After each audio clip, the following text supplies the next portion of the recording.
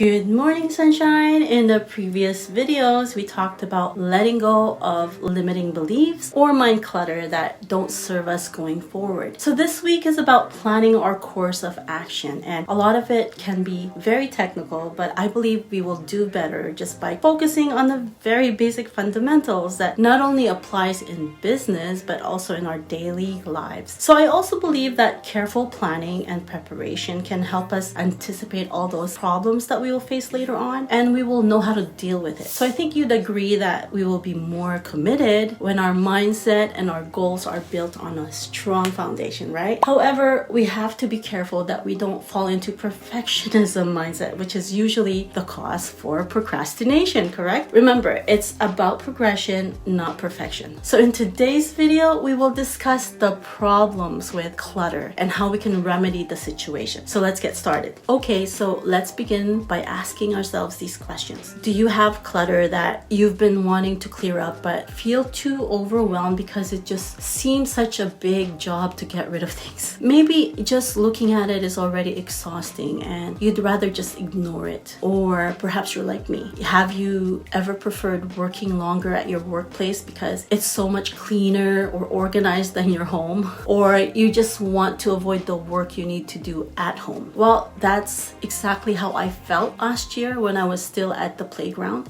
It was so much more cleaner and organized because we spent a lot of time just creating such a zen space for families. And it wasn't always like that. The playground was a zoo. It was loud, it was noisy, chaotic, and full of kids running around, just your typical playground. And there were toys that were very cluttered, and the worst one was the huge sandbox, which contained grains of tea as sand, and it was a daily battle to just clean it. At first, I tried to organize, but you really can't organize chaos. So I figured decluttering will minimize the cleaning at the space, and then we can optimize the services. So I managed to miraculously reduce all that chaos into like very minimum. And it was all about strategic planning, simplifying, and then organization, which we will touch on these next few days, okay? So the key is to declutter first and get rid of the things that produces chaos. It's like a house full of toys for the kids. They will do what it takes to get it on the floor. So we can obviously learn from kids. So according to many parenting experts, having too many toys for your kids can have negative effects on their developing psyches. So we might think that giving a lot of toys to our kids will relieve us and they can play for hours, but there are negative consequences in the long term. But here's why less toys have a lot more benefits. But let's state the obvious first, that when there's less clutter, there's less cleaning, and of course less yelling. But here's the intangible results of having less. According to one article published in jcfs.org and other news or media, having access to fewer toys enhances children's cognitive and neurological development, according to the findings of a study conducted by the University of Toledo and recently published in the Journal of Infant Behavior and Development. The study, called The Influence of the Number of Toys in the Environment on Toddlers' Play, compared 4 and 16 toy environments. Results showed that in the 4-toy environment, the duration, manner, and complexity of play with each item was twice as long as the 16-toy environment. So we can apply that to us adults. So that means less distractions, more attention to what matters. Okay, so here's the ironic thing. While writing this blog, I started to get a little depressed because I felt like I really needed to do more decluttering and cleaning after doing so much research on this topic. So I decided to finally get up and just start cleaning. So yes, it's painful to get started.